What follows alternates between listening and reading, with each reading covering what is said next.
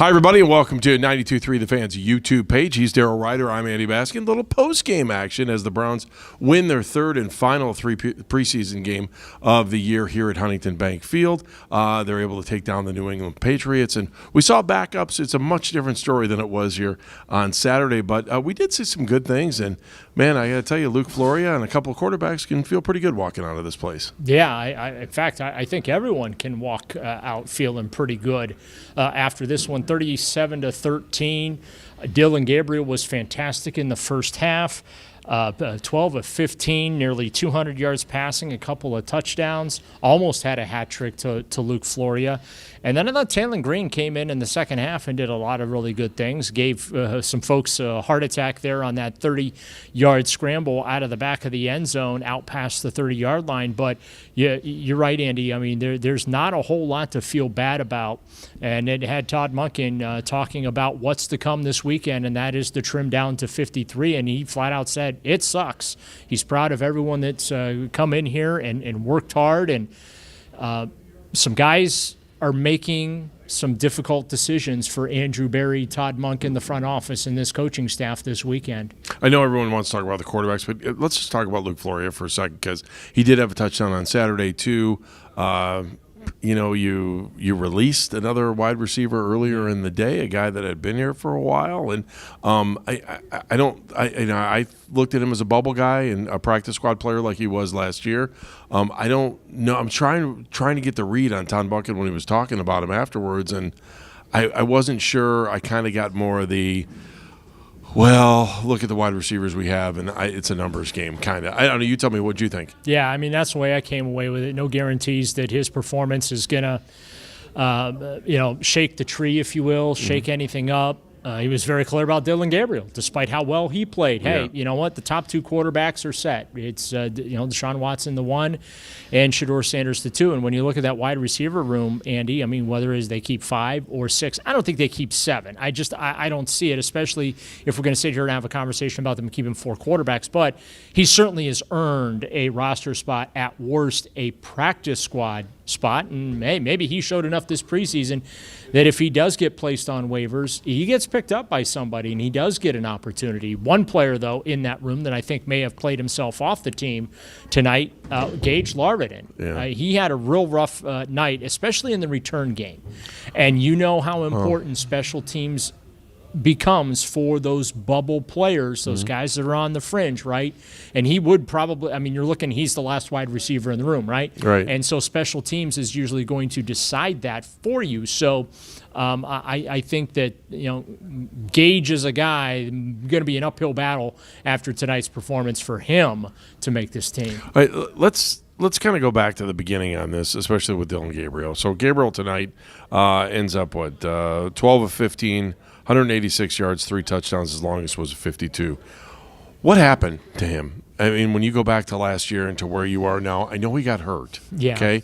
And then everything seemed to switch for him, and that was the point where Sanders kind of took over and has never looked back. And even going into camp this year, like, Gabriel has just been an afterthought on everything. Yeah, I mean, and you could hear, Todd Monken made it clear tonight there's no guarantee they keep all 4 quarterbacks. They may have to move one of these guys. Could be Dillon Gabriel. I think there's some folks out there, especially if you're sitting in Oregon right now watching this going, well, I hope they do move on from him because it'll give him a chance maybe somewhere else. Right. Because Shedeur Sanders fans say the same thing, too. Right.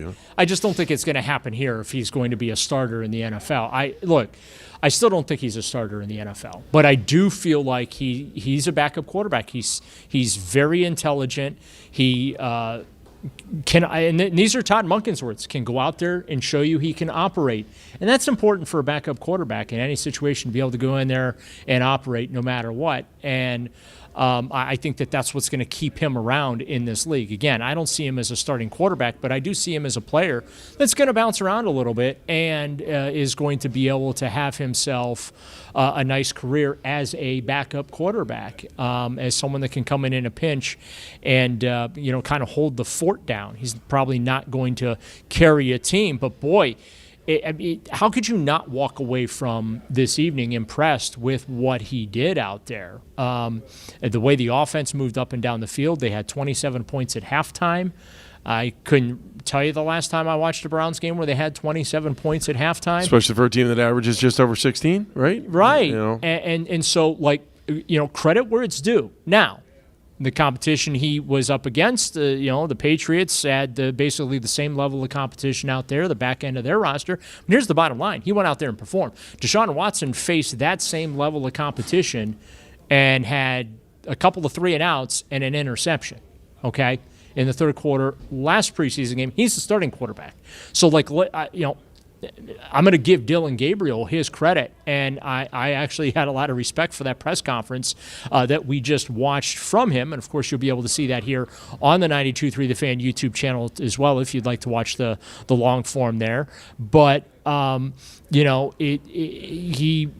I think, did enough to where, if Shedeur Sanders wasn't here and cemented as the number 2 quarterback, I think he did enough to be worthy of consideration of being the number 2 here. Both quarterbacks extremely mature. Taylen Green coming out of this thing too, as you watch him and in his press conference, that's the first time I've really heard him speak in that kind of scenario in that format, and I got to tell you, I was very impressed with the way he just kind of handled everything and took in the moment and understood where he was and knew this was his first chance and opportunity in the NFL and took advantage of that. And then even I asked him at the end, I think a lot of people look at him as, man, this guy's got tons of talent. Yeah.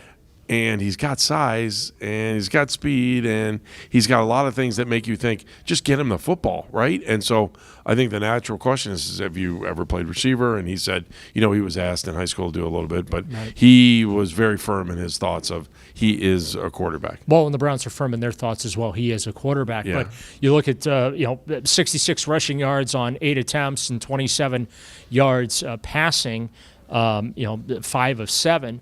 At that point, though, you're not looking to throw the ball all over the yard. You're just trying to wind that clock and get the hell out of here. I think the other part about him being a wide receiver, too, is we have this is probably the best wide receiving room that we've seen in a long time. I'll say this. We go back to the Terrell Pryor years, right? Yeah, and I think that's a different conversation. Yeah, I think Browns fans can look at that size, speed, and say, okay, I get, Terrell Pryor was able to have some amazing seasons. Well, he had a 1,000-yard receiving season. Yeah, and so you're like, well, maybe they found the next Terrell Pryor, but, if he's a quarterback, he's a quarterback, and that's okay, too. I think he's got enough to be a quarterback. He just needs the reps and the work. I mean, that's what it comes down to. But as Todd Monken, constantly says, hey, there's only so many to go around. Right. And when you're trying to prepare for a season, I mean, Monken, I think, understanding of the situation, but I think Monken would have preferred to just have one quarterback get all those reps during training camp to get him ready, but he had to split between 2 guys. And, Dillon Gabriel talked about it and how challenging it has been for him, where